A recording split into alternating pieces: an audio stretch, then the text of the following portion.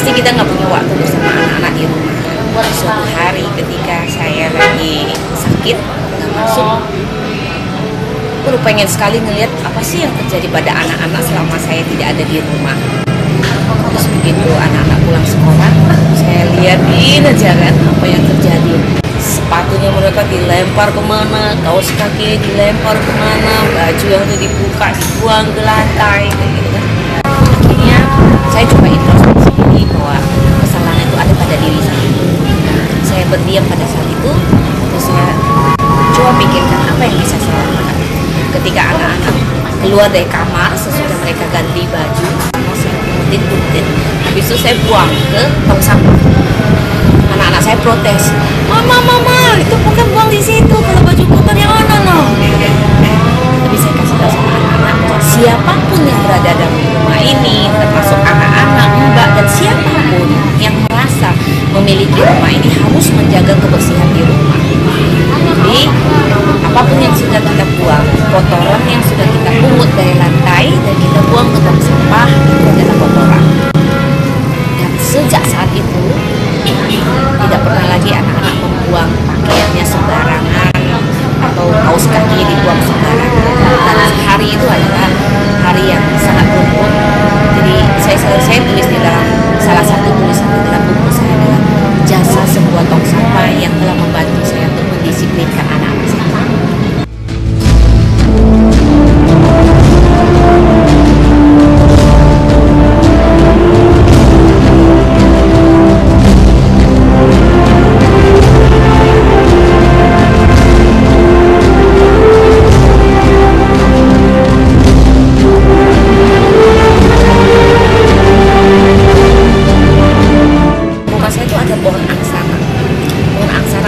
Pohon yang setiap kayak ada pergantian musim gitu. Nah, pada saat adanya daun muda itu ulet tuh sangat senang dengan daun muda itu. Pas waktu itu mertua saya datangin, jijik dia melihatnya dan dia minta tolong, Meli tolong ini pohon, coba panggil orang untuk tebang ini pohon. Pada itu saya coba telepon ke suami, udah si mama minta pohon itu ditebang. Suami saya kasih satu alasan adalah bahwa pohon itu telah memberikan kerindangan kepada rumah kita sepanjang tahun. Masa sih dengan ulet 1 minggu itu kita nggak bisa tidak bisa kita atasi gitu. Akhirnya timbullah ide yang menarik juga gitu kan. Akhirnya saya ajak anak-anak, saya kasihin gelas plastik dan sumpit. Jadi kami membuat suatu program, ayo kita selamatkan ulat-ulat ini gitu. Akhirnya kita sumpitin ulatnya jadi masuk ke dalam gelas plastik, kita sumpitin, kita selamatkan ulat-ulat itu. Begitu udah plastiknya udah penuh, kita selamatkan ulat-ulat itu dan kita buang di lapangan, di tanah kosong, sambil kita kasih tahu bahwa selamat menjadi kupu-kupu ya ulat. Mereka tuh umpamanya seperti ulet itu gitu. Dari ulet itu nanti kan dia akan berubah menjadi kupu-kupu. Prosesnya dia harus menjadi kepompong, dia akan terbungkus di dalam kepompong. Nah itu ada suatu proses di mana dari anak-anak itu nanti dia akan menjadi manusia dewasa. Bagaimana dia bisa menjadi orang yang sukses nanti? Berarti dia perlu melewati proses ya. Sekarang menjadi siswa, nanti dia akan menjadi mahasiswa, dia belajar, dia perlu berusaha untuk bisa menjadi orang sukses. Nah, ketika nanti dia menjadi seekor kupu-kupu, itu dia tidak perlu orang lain untuk, dia nggak perlu minta manusia untuk membencinya, tetapi semua orang yang melihat kupu-kupu akan tahu.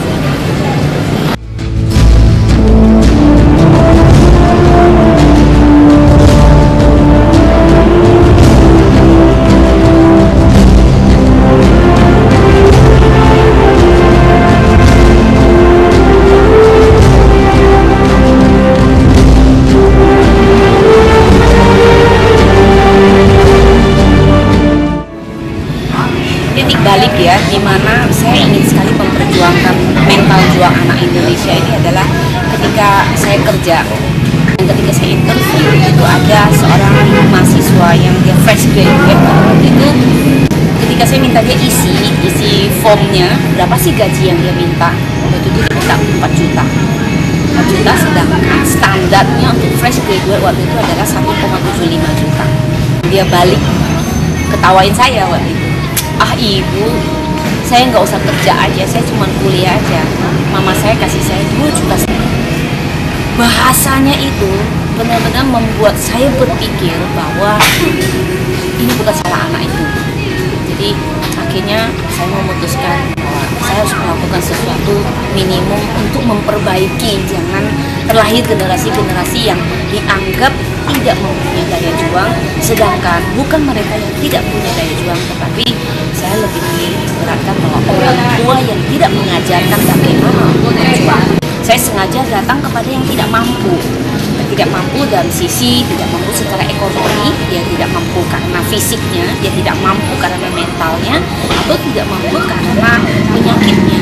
Yang sudah berhasil, kami bisa membuat program bagaimana anak miskin di daerah Tangerang. Saya mengajari mereka untuk bikin jepitan rambut, dan itu kami jual. Hasilnya itu untuk membeli 10 sepeda, tapi ternyata bukan 10 sepeda, sedangkan kami bisa membeli 13 sepeda. Dan menariknya adalah ketika anak-anak itu membicarakan bahwa sepeda bisa hilang, sepeda bisa rusak, tapi apa yang diajarkan oleh guru ini tidak akan hilang selamanya. Kami sudah berhasil mendirikan sebuah salon buat anak bisu tuli di daerah Wonosobo, dan kami pun datang lagi ke anak-anak tunanetra, bagaimana anak-anak tunanetra dalam posisi dia tidak bisa melihat, tapi mereka tetap masih bisa berkarya. Mereka bisa mempunyai usaha sendiri untuk bisa hidup lebih baik di masyarakat.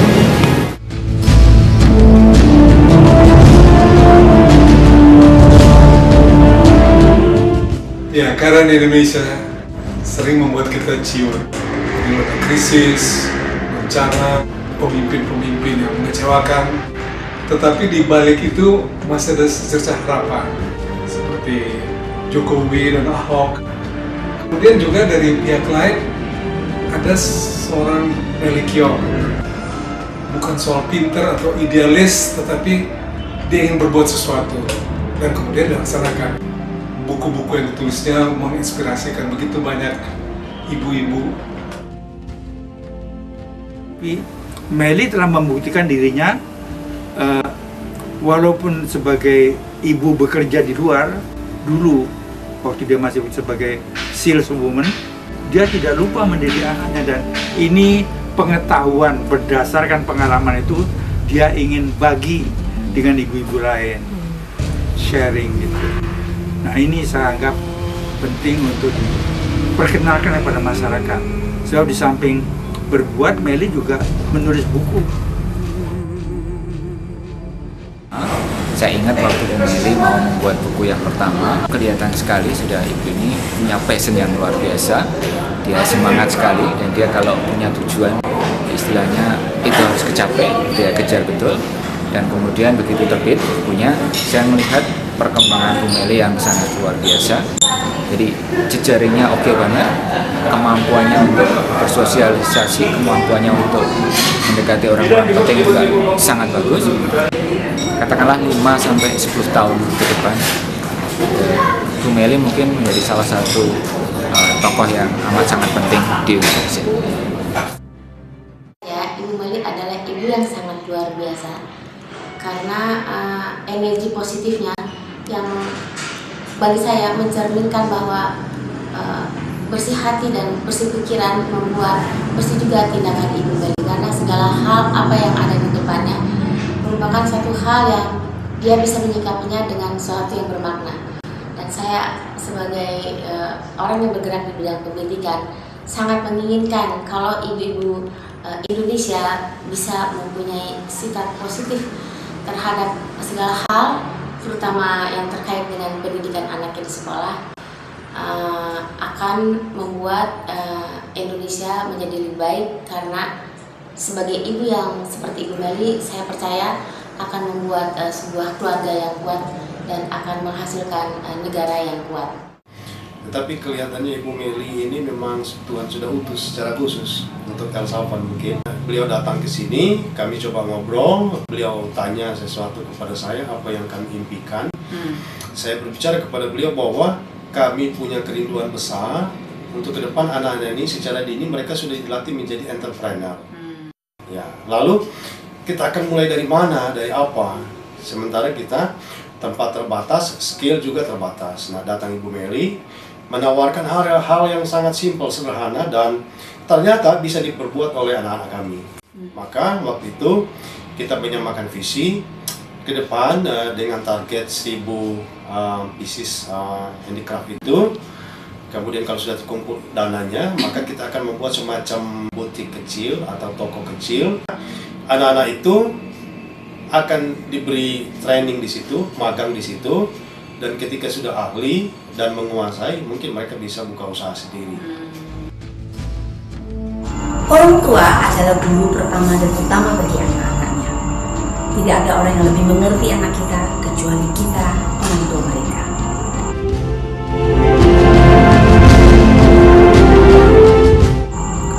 Pengasuhan yang memberikan ruang kepada anak untuk didengarkan dan dihargai sangat dibutuhkan. Orang tua yang selalu sadar dalam pengasuhannya akan melahirkan pribadi-pribadi yang unggul.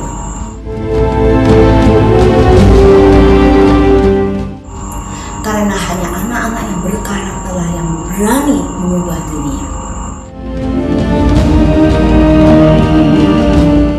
Mindful Parenting, solusi untuk generasi Indonesia yang lebih baik.